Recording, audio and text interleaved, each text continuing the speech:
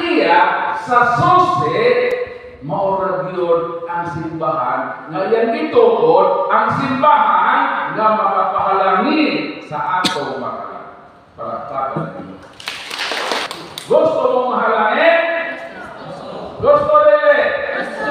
Kung gusto mo, amiguhan ninyo ang nagpupot sa sose. Ayaw yun ninyo kalabanan ang nagpupot sa sose. Kisa'y nagpupot, San Pedro. Ang pangutana, kinahanglan yun lang makikuban sa nagpupot sa sose. Asa man San Pedro. Asa man sa lubong. Kaya ang nahibalo sa iyang lubong mo nang iyang kauban.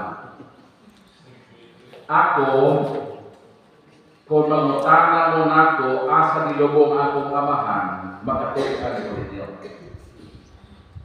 Asa nilubong akong inahan, makatukan ko. Asa nilubong akong paigsoon, gabi una na sa pagkalit sa kilibutan. Ako mga iyaan, ako mga uyuan, kung bisan akong lula o lulo, nahibalo ko asa nilubong. Nganong nahibalo ko? Kaya ako pala silang kauban. Sa ato pa, ang nakahibalo sa lubong ni San Pedro, katong iyang kauban. Asa man si Pedro nilubong? Nilubong siya diha sa Batikan sa Roma. Kanang lamisa nga magmisa ang Santo Papa, ang pundasyon ni Ana, ang patay lawas, ang lubong ni San Pedro. Nganong nalibawtas? Kaya kauban nato ang nagpupot sa sose. Kung reklamo mo, mali na mao, ito luasa!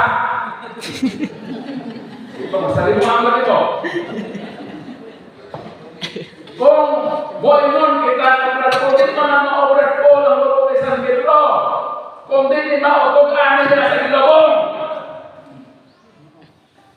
di po sila katukan.